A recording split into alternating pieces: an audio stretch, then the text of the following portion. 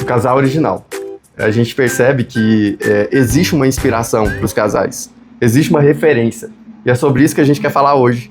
Né? Lá em Gênesis, o Deus criou o homem para que ele não fosse só. Sim. E criou uma companheira para ele. Sim. E em Efésios, Paulo fala sobre essa união, né? Falando para os maridos que eles amem as suas esposas e para as esposas que elas respeitem os seus maridos. Isso. E esse homem, ele foi criado originalmente para ele liderar. Ele foi criado para que ele fosse o governante da sua casa e do ambiente em que ele está inserido. E por isso Deus deu a ele algumas características muito importantes. Ele deu a ele uma esposa que fosse a ele submissa, diretamente a Deus e indiretamente a ele. Ele busca prosperidade, ele é um homem próspero a partir do seu trabalho.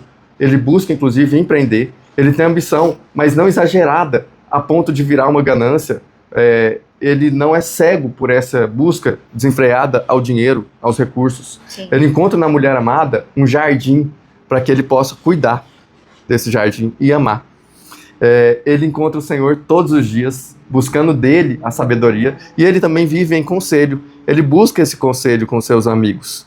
E essas são as características de um homem no estado original. E por sua vez, a mulher, ela tem a sua feminilidade bem desenvolvida.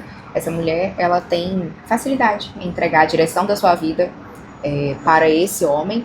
Ela tem uma conexão mesmo com o Senhor, porque ela sente e ela se deixa ser submissa diretamente ao Senhor, indiretamente a esse marido. Então, assim, a submissão para ela não é uma dificuldade, porque ela sabe que, na verdade, ser submissa ao marido é ser submissa ao Senhor. Né?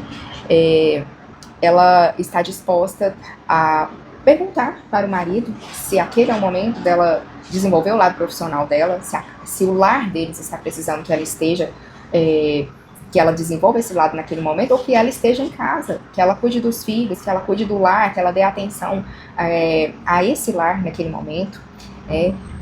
Ela se deixa ser cuidada por esse marido, ela se sente amada e ela exerce o autocuidado com ela, com a casa, com os filhos, com o marido. E assim, é importante a gente falar para onde cada um foi, né? E existe um equilíbrio, que é esse homem no estado original, mas existe também o desequilíbrio, que é o homem com menos da masculinidade dele desenvolvido, o homem com exageradamente essa masculinidade a ponto de virar um homem sem educação, um homem mandão, né? E dominador, controlador, de difícil convivência. E ele é assim porque ele é inseguro. Ele é assim porque ele precisa controlar, inclusive, a ele mesmo, mas também a esposa. E aí ele não deixa ela trabalhar porque ele tem ciúmes dela quando ela sai. Né? Ele é ganancioso porque ele é imprudente ao empreender. E ele arrisca demais. Ele não pede conselho para ninguém, ele já acha que ele sabe tudo. Ele tem problemas com pornografia e ele age como um chefe e não como um líder. E existe aquele homem também com a masculinidade menos desenvolvida, digamos assim. Esse homem, ele não lidera. Esse homem, ele deixa as coisas soltas. Esse homem não conversa, ele não é expresso. Ele deixa as coisas subentendidas. Porque ele tem preguiça de se explicar, ele tem preguiça de conversar. Ele não quer gastar a energia dele com isso. Né? Então, ele deixa a esposa dele trabalhar. E ela trabalha cada vez mais, na verdade. Ele não consegue construir um patrimônio, porque ele tem medo de empreender, ele tem medo de arriscar, é indeciso, ele tem muita dificuldade de tomar decisão, e ele se comporta como um filho. E tem problemas também com pornografia, ele não cuida da sua imagem, enfim, esse é um homem com a masculinidade menos desenvolvida. Sim, e por sua vez a mulher também tem esses dois lados, vamos dizer assim.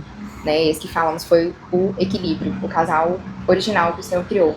E a mulher que não desenvolveu tão bem a sua feminilidade, ela se anula, ela tem dificuldade de se deixar mesmo ser amada, ela tem uma autoestima muito ruim, ela se sente depressiva, ela não... É como se a vida para ela fosse um existir apenas, e não, ela não coloca intencionalidade naquilo. Ela não tem forças, vamos dizer assim, para investir mesmo no casamento, em si mesma, como uma mulher, né, feminina de verdade. E, por outro lado, a gente tem a outra versão, vamos dizer assim, que chega até a quase uma polaridade invertida da mulher, né? Que ela virou uma mulher feminista, né? Empoderada. Empoderada, isso mesmo. Ela foca na profissão, a profissão é aquilo que é mais importante para ela, então, por fazer isso, ela não consegue, ela não entende se ela quer ser mãe ou não, ela não tem isso bem resolvido dentro dela, ela trabalha de uma forma que ela gera até uma competição com o marido, ela não consegue unir as finanças dela ao marido dela, ela vive sempre atrás de uma meta, atrás de mais trabalho, e se esquece que se esquece do casamento, se esquece do casal, se esquece dos filhos, se esquece do lar, e ela é independente, ela é dominadora, e ela acaba atraindo esse homem que tem essa masculinidade pouco desenvolvida, porque aí ela ganha, vamos dizer assim, ela se torna mãe, ou ela se torna a chefe desse marido, ela é essa. E é interessante a gente ponderar aqui, querida, que isso que a gente falou aqui, muitos casais podem estar se identificando e pensando, nossa, então não é possível mudar. Isso que a gente colocou é uma referência, é um alvo. O casal original é uma inspiração para cada um de nós, para que a gente possa ter um norte e buscar melhorar cada vez mais aquilo que está no nosso casamento. Né?